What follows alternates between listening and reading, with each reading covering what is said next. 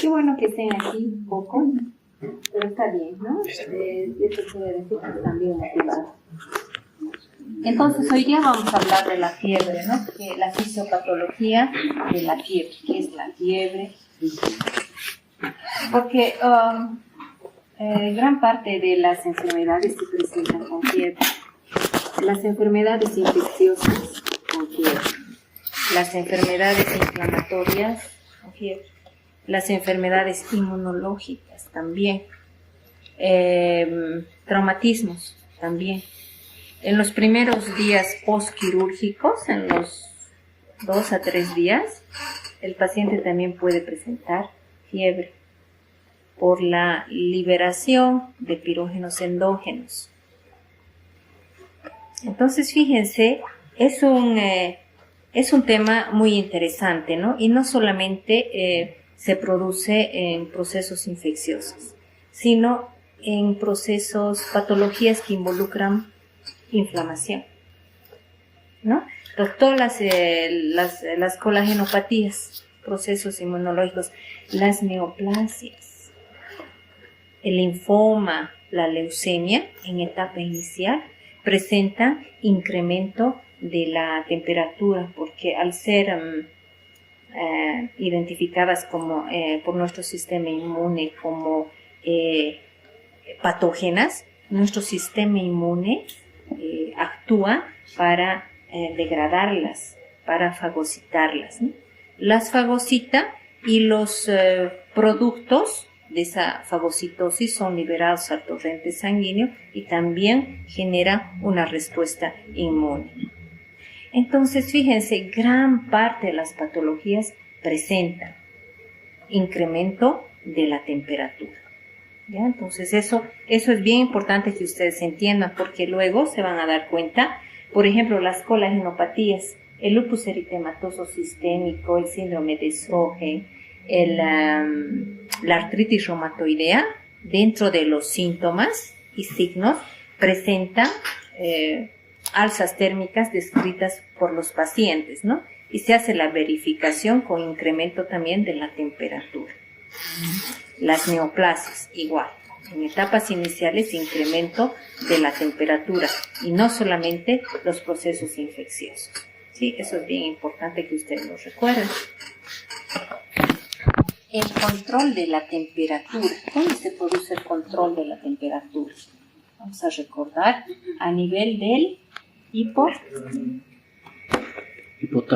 A nivel del hipotálamo. Y existe un centro que se llama el centro termorregulador. El centro termorregulador que se encuentra en el hipotálamo es el termostato de nuestro cuerpo, ¿no? Es el que regula la temperatura y el que actúa frente a diferentes noxas. Eso es bien importante. Y también es importante saber esa terminología que dice, ¿no? Hipotermia, luego también temperatura normal, que es fiebre alta y que es hipertermia. Aquí vamos a recordar, ¿no? Entonces, ese centro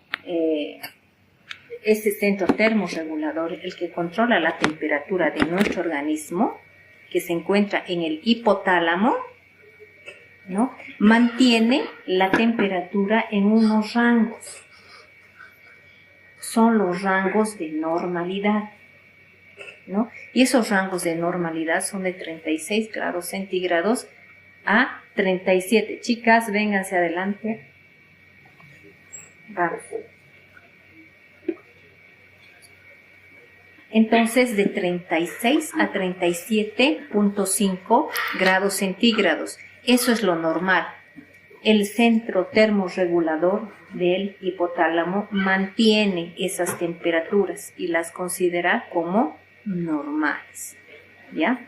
Pero fíjense las alteraciones en el rango, escuchen bien esto, las alteraciones en el rango de normalidad, ¿no? Esas alteraciones en ascenso, esa es una condición que caracteriza a la fiebre. Es decir, cuando ese rango de normalidad se altera con un incremento de ese rango. Esa condición es fiebre. ¿Ya? Y si queremos ponerle unos parámetros, es justo lo que les decía, ¿no? Normal, de 36 a 37.5 grados centígrados. En otra terminología dice 36 a 37.4, ¿no? No nos vamos a pelear por uno, ¿no es cierto? Hasta 37.4, 37.5. Eso es lo normal. Luego viene, por ejemplo, tenemos la febrícula. ¿De cuánto a cuánto es? Si quisiéramos darle valores léanlo. 37.4 a 37.9. Eso es febrícula. Y también en la práctica les van a preguntar, ¿no? ¿Qué es fiebre? Y les van a preguntar también qué es febrícula, ¿no? Y luego en esta clasificación incluso fiebre. ¿Cuánto es fiebre? Si queremos darle un valor numérico, es de cuantificar. Eso es fiebre, ¿no? Luego viene fiebre alta, entonces será mayor a 39.9 a 41. Y luego tenemos la hipertermia, que es cuando la temperatura supera los 41, mayor a 41 grados centígrados. ¿Sí? ¿Por qué es importante saber esto? Porque si se eleva la temperatura, entonces tiene consecuencias. Y esas consecuencias son lesiones celulares sistémicas. Esa es la consecuencia, ¿no? Esas lesiones celulares que va a generar de manera sistémica. Ahorita les voy a explicar. No se olviden entonces, hipotermia. ¿Cuánto será hipotermia? Sí, entonces estos conceptos hay que manejarlos muy bien, ¿no? ¿Qué es hipertermia? ¿Qué es fiebre? ¿Qué es febrícula? ¿Cuál es el rango de normalidad de la temperatura? ¿Sí? Y la hipotermia. Entonces, esos son como aspectos para recordar, ¿no? Se genera el control, es un centro termorregulador a nivel del hipotálamo. ¿Sí? Eso es bien importante. Que se encarga de mantener el rango en la normalidad de 36 a 37.5.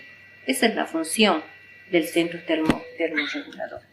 Entonces viene la conceptualización de fiebre. Fiebre es aquella condición en que la temperatura corporal se encuentra por encima del intervalo normal. ¿Se entiende ahí? Eso es fiebre, es esa condición, ¿no? Pero en la fiebre hay una afectación del centro termorregulador. Tiene que haber, para hacer fiebre, afectación del centro termorregulador con un desplazamiento hacia arriba del punto de referencia, de 36 a 37.5, ¿no? Se afecta el centro termorregulador con un incremento de esos valores. ¿Sí? ¿Se logra entender? Eso es fiebre. ¿Ya? Y ahora tenemos que saber por qué se afecta ese rango del centro termorregulador, ¿no? Tenemos que saber cuáles son las causas. Entonces, eso es fiebre. Ahora el mecanismo. ¿Por qué se producirá la fiebre? Esa afectación del rango del centro termorregulador. Y fíjense, se produce por la presencia de pirógenos exógenos y de pirógenos endógenos. Vamos a ver. Ay, está terrible la... ¿Qué vamos a hacer? Sí, un poquito más. Yo feliz ahí. ¿No? Vamos a apagarlo para que logren ver un poquito más. ¿No? Entonces, fíjense, pero ha salvado, nos ha salvado, ¿no? Entonces hay causas para que se afecte el termostato de nuestro cuerpo. ¿Ahí? Sí. ¿Sí? Entonces hay causas. Sí, está bien. Entonces, fíjense, pirógenos exógenos y pirógenos endógenos. Esas son las causas por las cuales se incrementa la temperatura con afectación del centro termorregulador, pirógenos exógenos y pirógenos endógenos, ¿no? Aquí en los pirógenos exógenos vamos a tener la presencia de microorganismos que se encuentran obviamente en la parte externa del sujeto en el que se está produciendo la fiebre, ¿no? Estos microorganismos, que pueden ser de cualquier tipo, pueden ser bacterias, virus, parásitos, etcétera, ¿no? La cuestión que es la presencia de ese microorganismo por su estructura frente. Estos parásitos tienen diferentes elementos estructurales que nuestro sistema, al reconocerlas, emite una respuesta frente a la presencia de esos elementos, ¿no? Generalmente las identifican las proteínas que se encuentran y que forman parte de la estructura de las bacterias, virus, parásitos, etcétera, ¿no? Entonces, esos son los pirógenos exógenos. También las toxinas bacterianas propiamente dichas, por ejemplo, los lipopolisacáridos cuando se trata de bacterias gram negativas y las enterotoxinas cuando se tratan de bacterias gram positivas. Entonces, esos son los pirógenos exógenos. Y también tenemos los pirógenos endógenos. Estos pirógenos exógenos estimulan una respuesta inmune. Y frente a esa respuesta inmune en la que participan diferentes grupos celulares, por ejemplo, los monocitos a nivel de la circulación, los macrófagos a nivel tisular y también tenemos los fibroblastos, ¿qué más? Los neutrófilos, los linfocitos también, que forman parte del sistema inmune. Entonces, esos grupos celulares fagocitan a estos elementos y producto de esa fagocitosis se generan productos inflamatorios y tenemos las interleucinas, la 1, la interleucina 6, aquí dentro de la interleucina 1 tenemos el alfa, el beta. La interleucina 6 tenemos el factor de necrosis tumoral alfa. Entonces, y a estos se denominan pirógenos endógenos. ¿Sí? Entonces, fíjense, esa afectación del centro termorregulador se produce por pirógenos endógenos y pirógenos exógenos. ¿Ya? Entonces, aquí, ¿no? Y forman parte de una cadena de secuencia, ¿no? Primero vemos, se pueden afectar por procesos inflamatorios infecciosos y luego puede haber una respuesta a ese proceso con la generación de productos inflamatorios. Ahora, ¿cómo avanzamos con esto?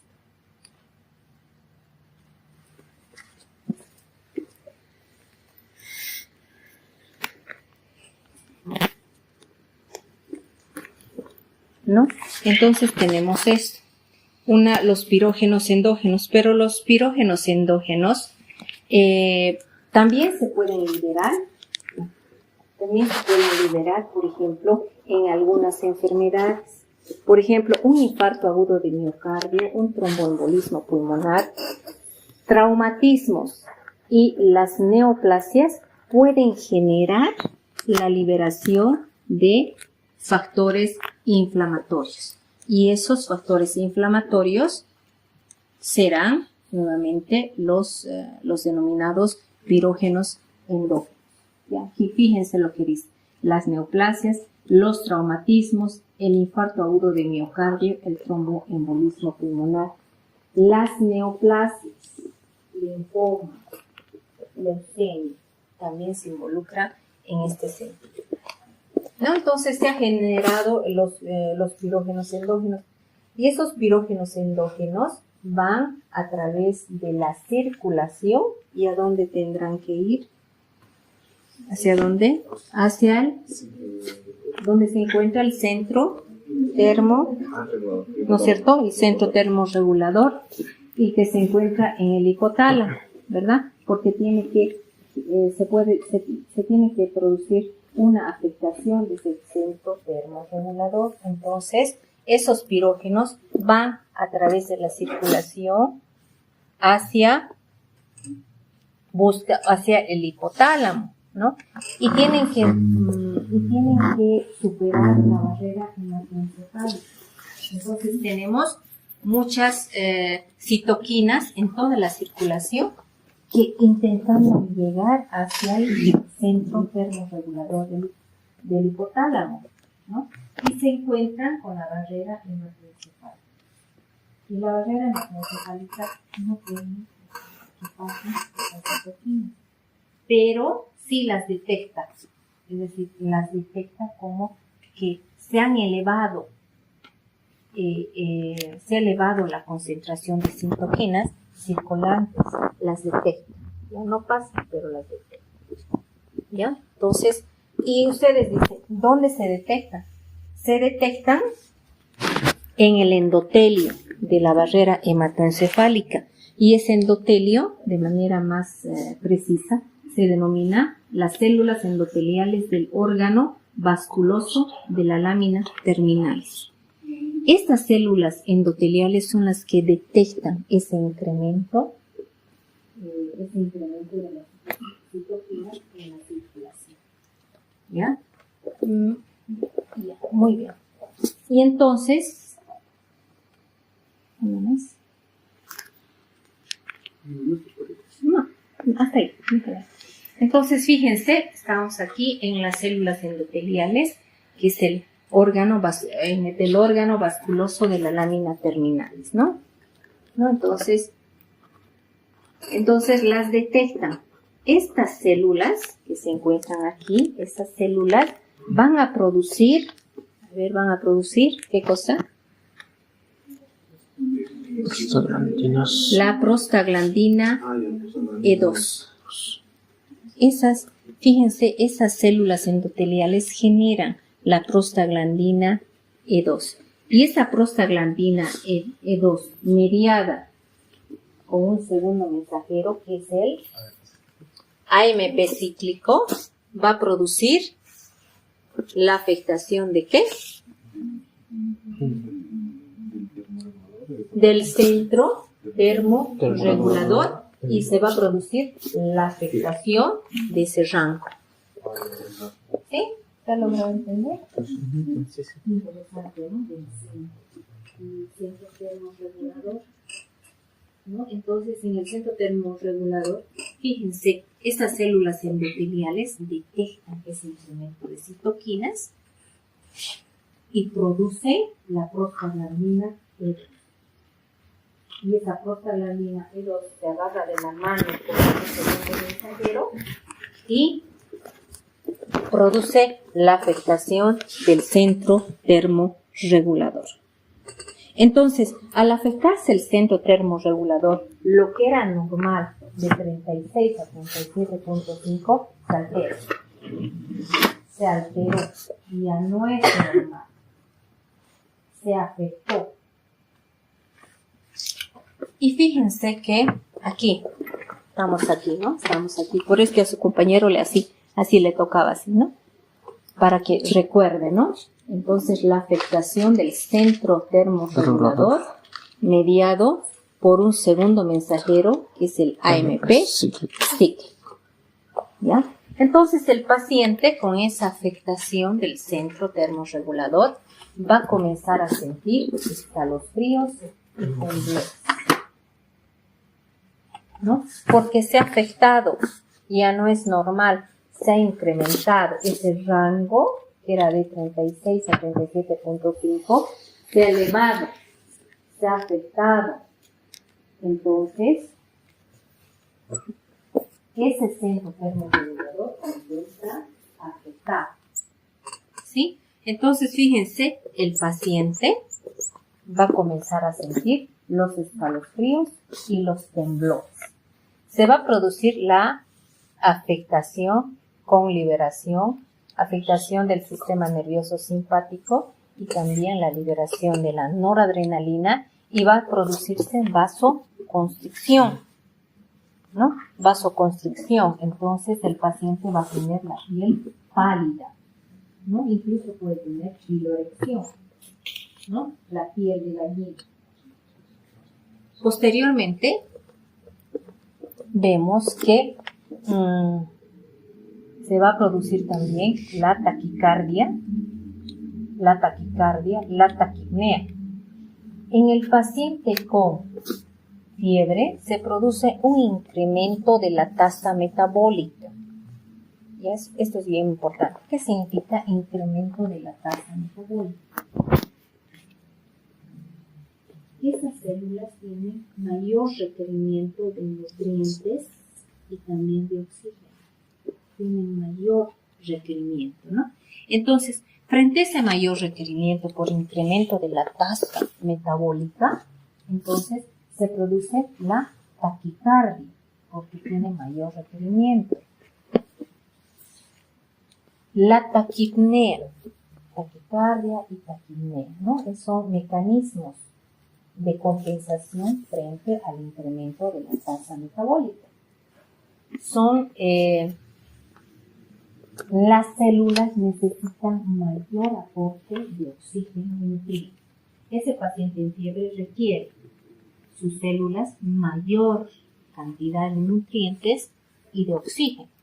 Entonces, por eso es que se dice, se incrementa la tasa metabólica y frente a eso se activan mecanismos de compensación.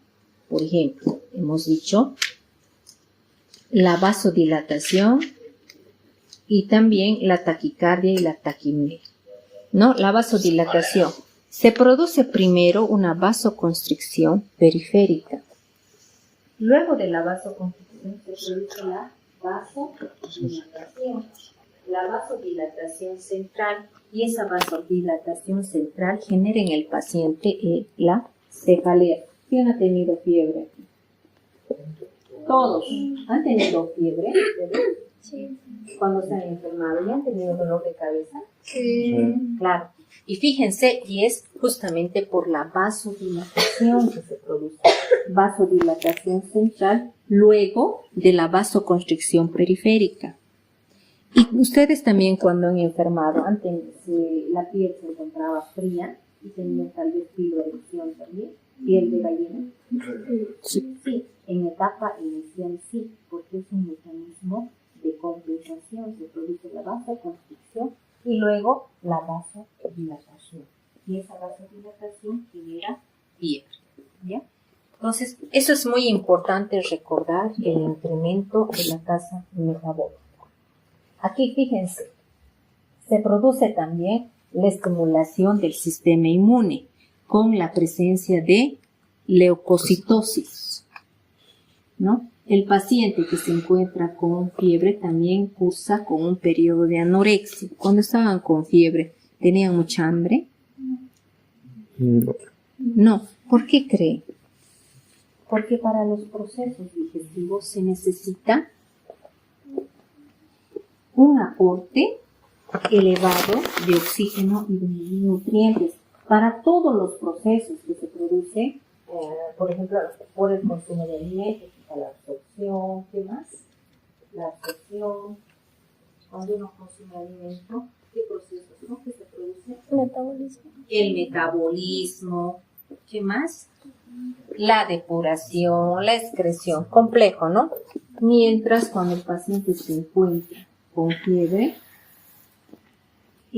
todos esos requerimientos disminuyen en favor de la mantención del estado del paciente que tiene un incremento de tasa metabólica. O sea, por prioridades, nos vamos a la mantención de prioridades, ¿no? No es prioridad que se mantenga la función gastrointestinal, sino más bien el control o el restablecimiento de esos valores de normalidad del centro termorregulador, ¿ya? Y malestar general. Muy bien, sí. Aquí tenemos un esquema que es un resumen, ¿no? Aquí tenemos los pirógenos, exógenos, aquí se identifican los microorganismos y las toxinas bacterianas. ¿Logran ver eso, jóvenes? Sí. Luego, pirógenos exógenos, y también vamos a ir avanzando. Aquí se encuentran los pirógenos endógenos. Fíjense, y también otro mecanismo es el inicio de esta activación inmune por células lesionadas o células anómalas. Las células lesionadas están relacionadas con otras patologías, por ejemplo, traumatismos, procesos neoplásicos, procesos de patologías inmunológicas, ¿ya? Entonces, fíjense, se activa el sistema inmune generando los pirógenos endógenos. Y esos pirógenos endógenos tenemos la liberación de citoquinas. Estas citoquinas van a la circulación e intentan superar la barrera hematoencefálica. ¿Qué significa OBLT? Células endoteliales del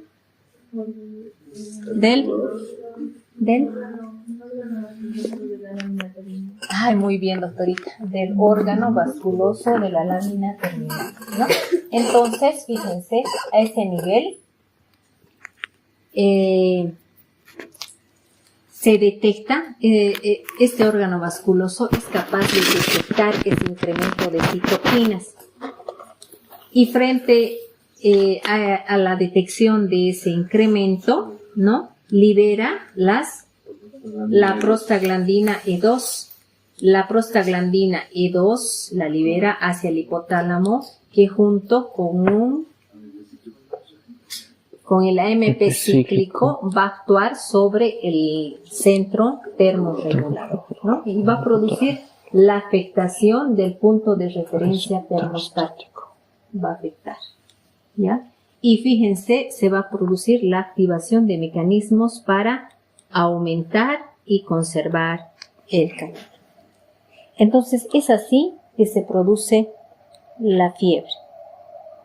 ¿Ya? Siguiente.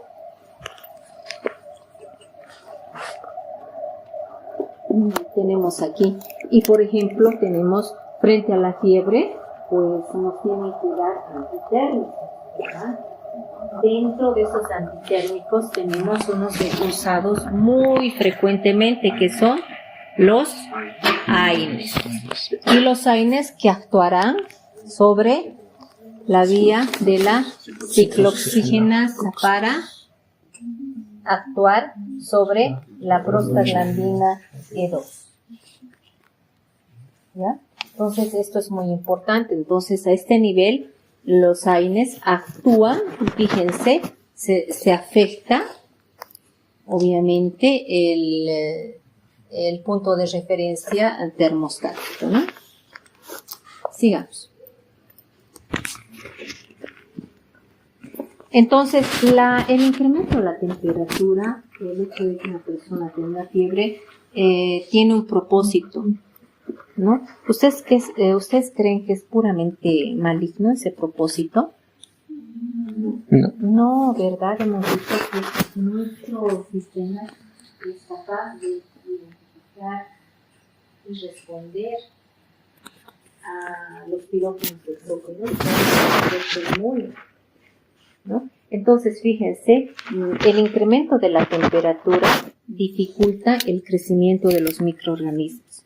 Los microorganismos que nos invaden o que están invadiendo al paciente vivirán muy bien a temperatura de 36 a 37.5, óptima para su desarrollo y su multiplicación, ¿no? Fíjense, el incremento de la temperatura también es un mecanismo de protección, puesto que dificulta el crecimiento y la proliferación de esos diferentes microorganismos, ¿no? También mejoran la función inmunitaria. La fiebre mejora la función inmunitaria. Y al mejorar la función inmunitaria hace que esos grupos celulares que indicamos, ¿no? Esos grupos puedan eliminar esos microorganismos, las toxinas que ingresaron y que están actuando como pirógenos exógenos. Incluso en patologías en las que existen lesión celular, por ejemplo, en las colagenopatías y también traumatismos, etcétera, entonces detectan esas citoquinas, primero detectan a esos microorganismos, etcétera, para destruirlos, ¿no? Y por otra parte, actúan también sobre las citoquinas. Muy bien. Entonces, dice, no nos produce daño, excepto cuando sobrepasa los 40 grados centígrados. Eso es bien importante. Ustedes que conocen el enfoque de pediatría, el paciente con fiebre es un paciente que hay que tener mucho cuidado. Ese paciente con fiebre puede tener y va a tener, si la temperatura sube, va a tener lesión celular. Y esa lesión celular puede poner en riesgo su vida. ¿Qué grupos son más vulnerables con la fiebre? Especialmente los niños y los adultos mayores. ¿Ya? Entonces, fíjense, dice acá, no produce daño excepto cuando supera los 40 grados centígrados, ¿no? Y dice, elevaciones mayores a 42.2 grados centígrados producen daño celular. Ustedes tal vez en algún momento, cuando vean a algún paciente con fiebre, sí o sí van a verlo. Fíjense esto. Peligroso, excede los 40 grados centígrados.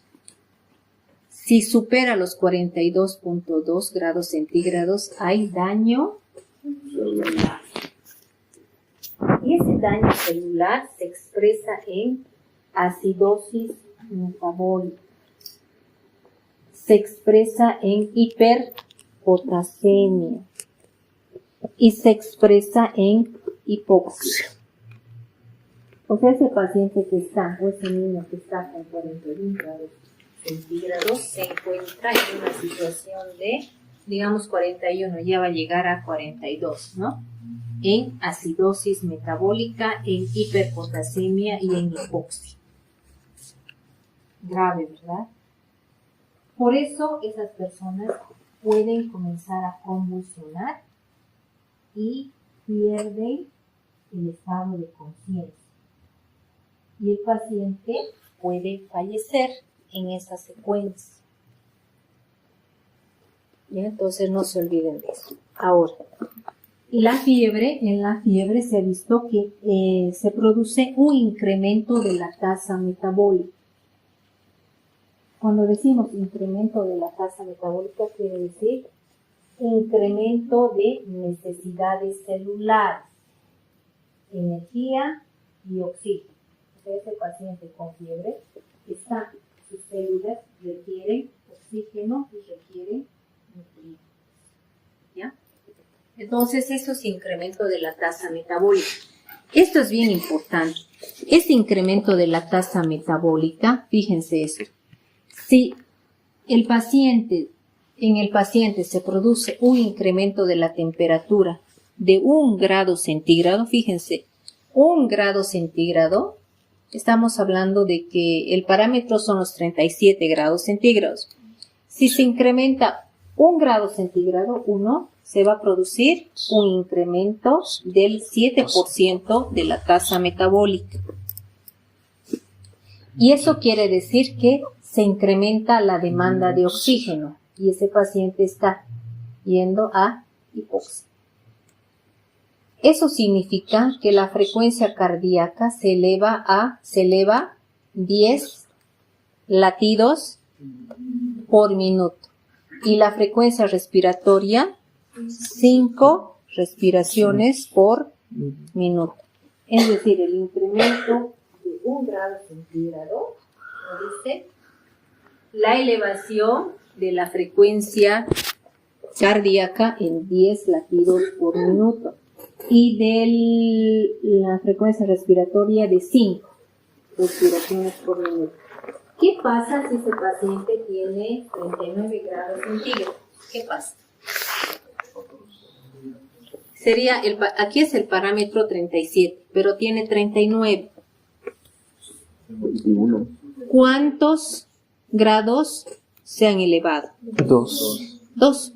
37, 38, 39. Si dice 1 grado eleva la tasa metabólica en 7. 2 grados, 14. La tasa metabólica se elevó a 14. Entonces tendrá un incremento de latidos de 20 latidos. Y la frecuencia respiratoria se encontrará elevada 10. ¿No? Entonces no olviden eso les van a preguntar, ¿no? Tiene un incremento. Cada grado centígrado incrementa el 7% de la tasa metabólica, que tiene su repercusión sobre frecuencia cardíaca, frecuencia respiratoria y, por lo tanto, demanda de oxígeno. Y vamos a esto, ¿no? La acidosis metabólica, la hiperpotasemia y la hipoxia. ¿No? Muy bien, siguiente. Aquí tenemos el ejemplo, si se incrementa 2 grados centígrados, entonces será el ejercicio que hemos hecho hace un momento, ¿no? Entonces el paciente, si se incrementa la temperatura, fíjense, aumenta la demanda de oxígeno y nutrientes.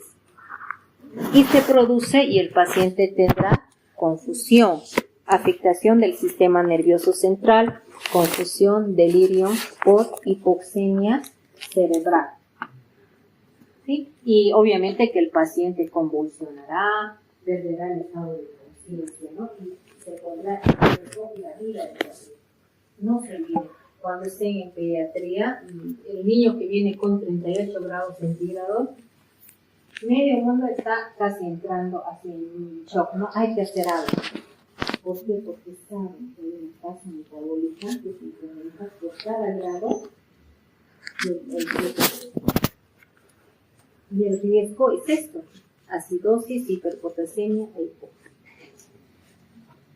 ¿Ya? Entonces eso es bien importante. Eso maneja muy bien los pediatras, ¿no? En los adultos también manejamos, pero los niños son más lábiles a esta afectación de la temperatura. Entonces, las manifestaciones clínicas, ¿no? Vamos a hablar de clasificación según la duración. Por ejemplo, una fiebre aguda que dura menos de 15 días. Siempre es bueno manejar esta clasificación. Una prolongada o crónica que dura más de 15 días, ¿no? Siempre es bueno. Tenemos luego la fiebre de origen desconocido, en el cual no hay causa aparente de ese incremento de la temperatura. ¿No? Pero tiene un concepto, la fiebre de origen desconocida, es un concepto antiguo que dice, se caracteriza por un incremento de la temperatura mayor a 38.3 grados centígrados, y se dice, ¿no? Con una duración mayor a 3 semanas, ¿no? Es decir, dentro de esas 3 semanas no hay diagnóstico después de una semana de prueba. Dura más de 3 semanas, pero durante la primera semana se han hecho todos los exámenes y no hay diagnóstico. Y ya son 3 semanas. Y el paciente tiene una temperatura mayor a 38.3, entonces es fiebre de origen desconocido. No se sabe. Una semana buscando la causa, no hay causa. Y ya vamos en tercera semana.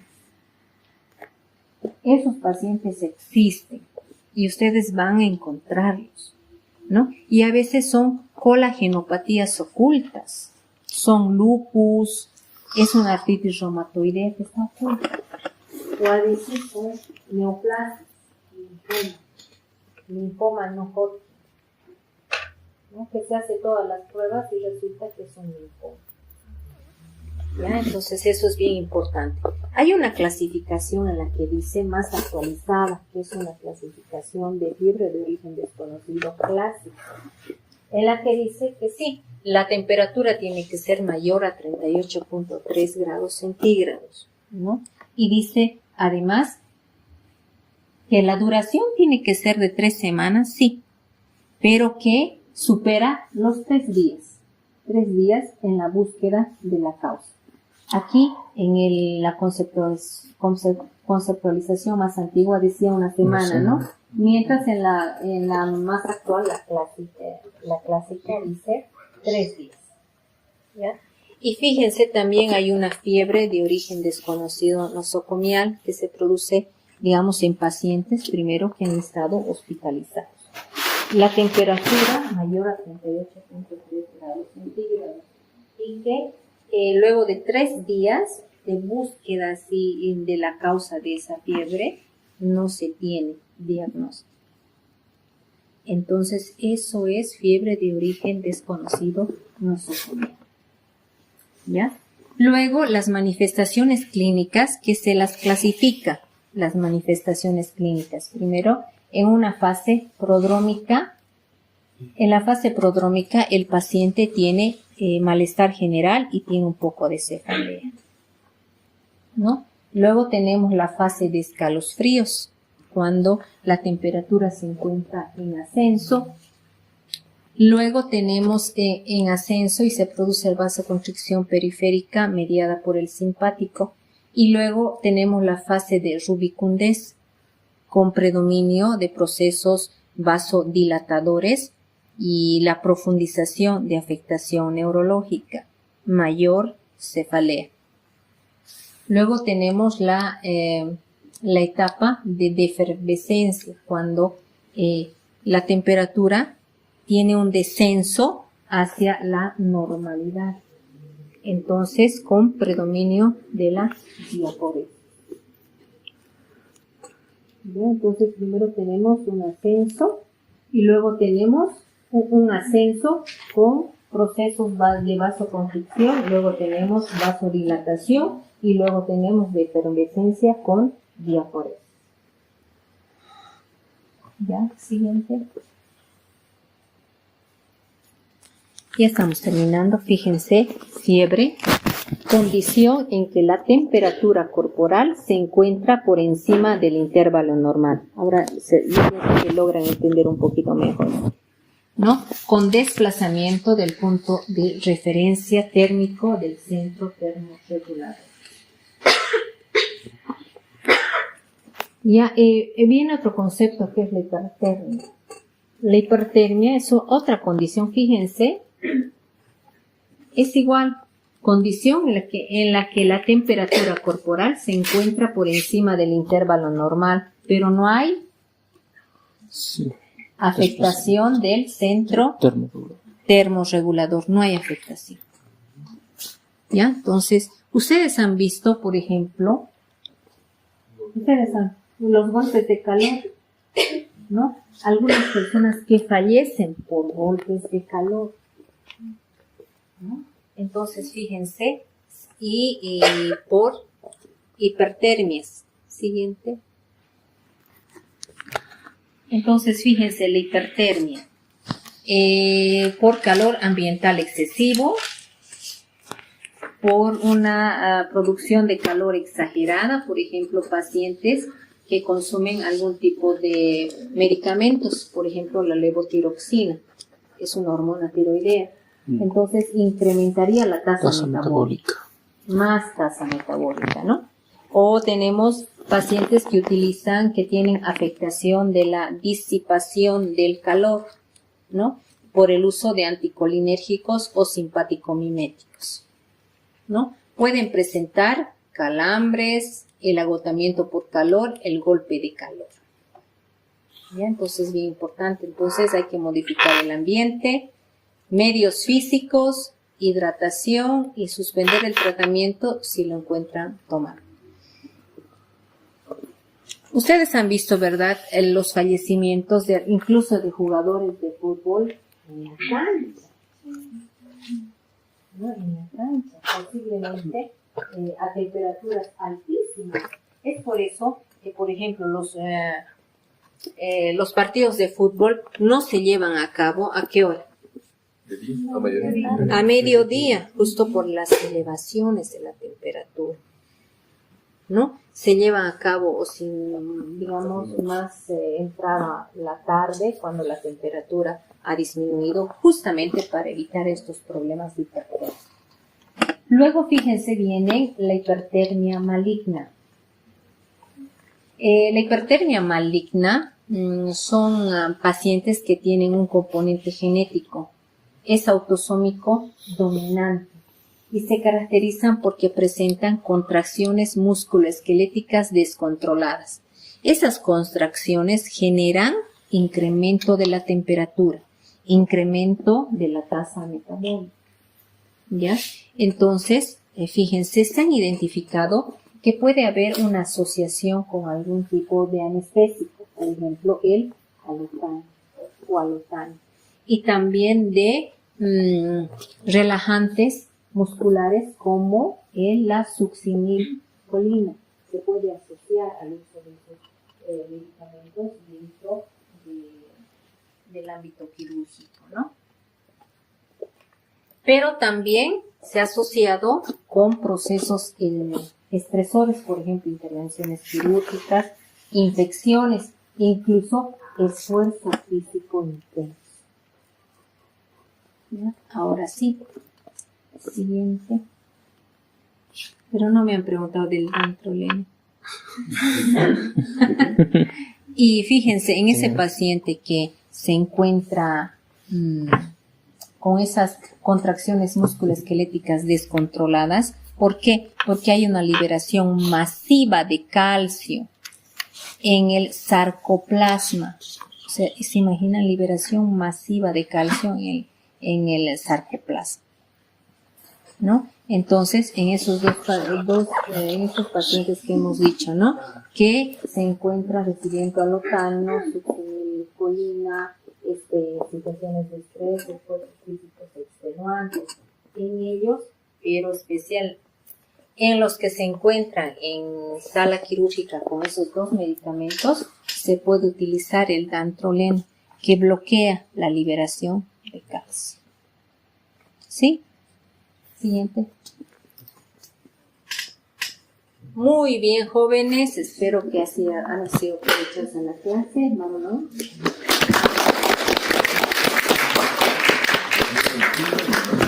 Ahora que tengan un poco de fiebre, incrementa la temperatura, ¿qué van a pensar? Termostato regulador.